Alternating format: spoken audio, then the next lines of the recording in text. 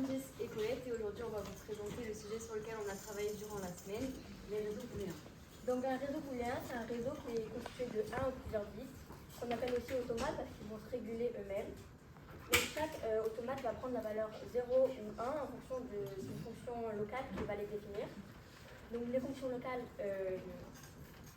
vont s'appliquer à chacun des automates pour donner la fonction globale du réseau, donc ici de 0 ou 1. Donc on applique ces fonctions itérativement et on va obtenir la dynamique du réseau, c'est-à-dire une succession des configurations. Donc on va prendre un exemple de réseau constitué de 3 automates. Donc pour qu'un automate prenne la valeur 1, il faut que sa fonction locale soit évaluée à 1. Donc pour bien comprendre les fonctions locales, on va définir quelques notions. Donc tout d'abord on a le symbole non A. Donc on va prendre A, donc une variable qui peut avoir comme valeur 0 ou 1. Donc quand A est égal à 0, non A vaudra 1. Et quand A vaudra 1, non A vaudra 0. Ensuite on a le symbole OU. Donc là ça intervient deux variables, donc A et B, qui peuvent chacune prendre 0 ou 1 comme valeur.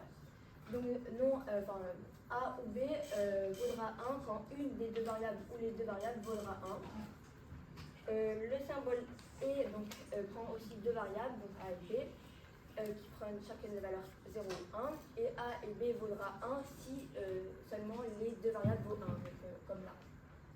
Et enfin on a le symbole XOR. Donc c'est exactement comme OU, sauf que c'est que si une des deux valeurs elle vaut 1. Donc quand il y a les deux valeurs qui vaut 1, ça vaut 0. Donc on a décidé de prendre un exemple avec un réseau de taille n égale 3. Donc on a défini nos trois fonctions des automates. Donc on a f0 de x qui va valoir x0 XOR 1 qui est égal à non x0. On a f1 de x qui va valoir x1 XOR x0. Et on a f2 de x qui vaudra x2 XOR x0 et x1. Donc du coup, on a décidé de partir de la configuration 0, 0, 0 et d'appliquer nos formules. Donc pour le premier, par exemple, si on applique la première formule non x0, comme elle est validée, on écrit 1. Pour la deuxième, c'est x1 XOR x0, comme ni x0 ni x1 sont val 1, alors on écrit 0. Et pour la dernière formule, x2 XOR x0 et x1, ni x2 ni x1 et x0 valent 1, alors on écrit 0.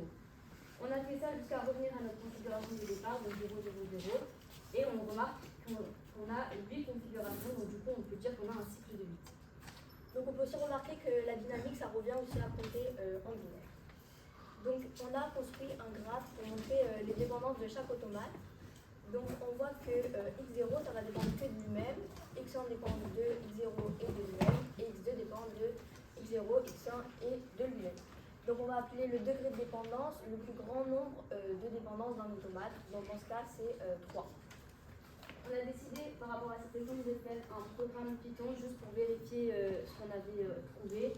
Donc du coup après l'avoir exécuté pour la taille 3 et la taille 4, on a bien trouvé ce qu'on avait trouvé précédemment, donc du coup on conclut que notre Python est juste. Donc ce qui nous mène à la problématique, donc on va essayer de chercher un réseau booléen qui va maximiser la longueur du cycle tout en minimisant le degré de dépendance. Donc on va prendre n, donc un entier appartenant à n étoiles, et on aura le réseau booléen donc de taille n.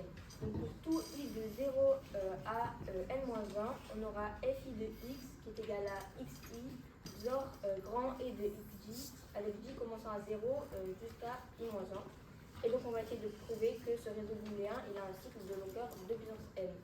Pour ça, on a décidé de faire une démonstration par récurrence. Donc on a décidé de commencer par n égale 1 et on a mis la formule f0 de x qui est égale à x0 XOR grand E de xj en partant de x de j égale 0 jusqu'à moins 1. Et du coup, on obtient la dynamique 0, 1 puisqu'on ne peut pas avoir d'autres configurations. Donc du coup, on en conclut bien qu'on a un cycle de 2 puissance n puisque c'est 2 puissance 1 qui est égal à 2. Après ça, on a remarqué que par principe de récurrence, de 1 jusqu'à n-1, on voulait prouver que si le réseau de taille n qu'on a défini, il a un cycle de longueur 2 puissance n, alors le réseau de taille n plus 1, il aura aussi un cycle de longueur 2n plus 1. Donc pour passer de la taille n à la taille n plus 1, on ajoute un automate dont la fonction locale est fn de x qui vaut xn XOR grand E de xj en partant de j égale 0 jusqu'à n-1. Les fonctions locales des automates de 0 jusqu'à n-1, elles sont toujours identiques. Donc si on avait ajouté la fonction f'n de x égale xn, on aurait obtenu cette dynamique juste là. Donc on remarque que lorsque xn égale 0, xn il reste toujours à la valeur 0, mais les autres automates ils ont toujours la même dynamique que pour la taille n. Mais par contre, quand on prend xn égale 1, alors xn il reste toujours à la valeur 1, et les autres automates ils auront toujours la même valeur que pour la dynamique de taille n. Par contre, on va remarquer aussi que la fonction f'n de x égale xn, elle est extrêmement proche de notre fonction à nous qui est donc fn de x qui est égal à xn XOR grand E de xj en partant de j égale 0 jusqu'à n-1. Du coup, on remarque que la seule différence qu'il y a entre ces deux formules, c'est cette partie-là. Et on sait qu'elle peut valoir seulement deux valeurs, 0 et 1. Donc on teste avec xn XOR 0, qui va nous ramener à xn. Et après on teste avec xn XOR 1, et ça nous amène à non xn. Donc du coup, f'n de x, il est différent de fn de x que quand grand E de xj en partant de j0 jusqu'à n-1, il est égal à 1.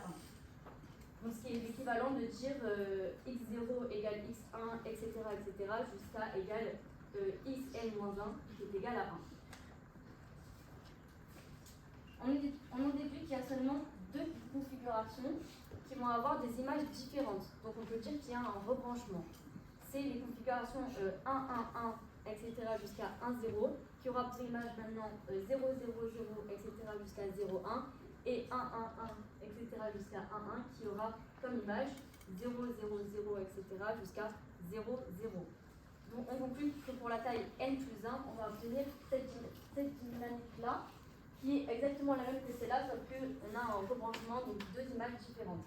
Et du coup, on a montré que notre énoncé est vrai parce qu'il est vrai pour n égale 1, et que s'il était vrai pour n, il était également vrai pour n plus 1. Donc du coup, par principe de récurrence, on en conclut que l'énoncé est vrai pour tout n appartenant à n étoiles.